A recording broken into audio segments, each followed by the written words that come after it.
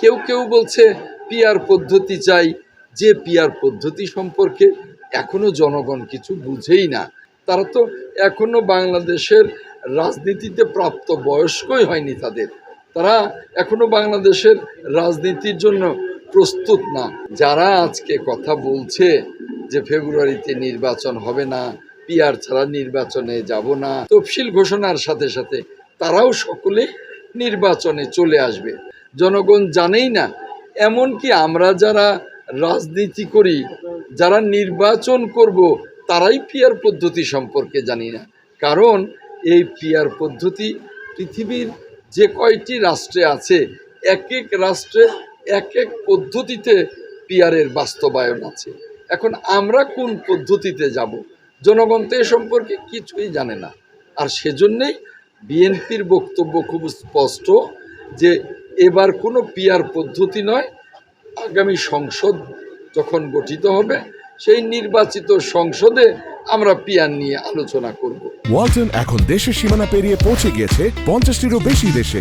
ওয়ালটন, ঘরে ঘরে বিশ্বজুড়ে। বিচার সম্পন্ন না হলে যাব না, সংস্কার সম্পন্ন না হলে যাব না, এই ধরনের হঠকারী বক্তব্য যারা দিচ্ছে, আমি বিশ্বাস করি তফসিল ঘোষণার সাথে সাথে তারাও সকলে নির্বাচনে চলে আসবে।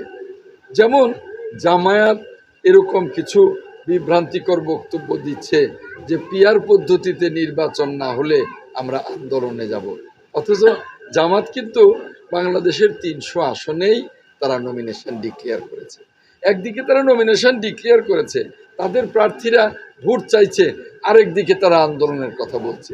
এটা এক ধরনের দ্বিচারিতা, দ্বিমুখিতা। এটা রাজনৈতিক দলগুলোর দায়িত্বশীলতার অভাব বলে আমি মনে করি।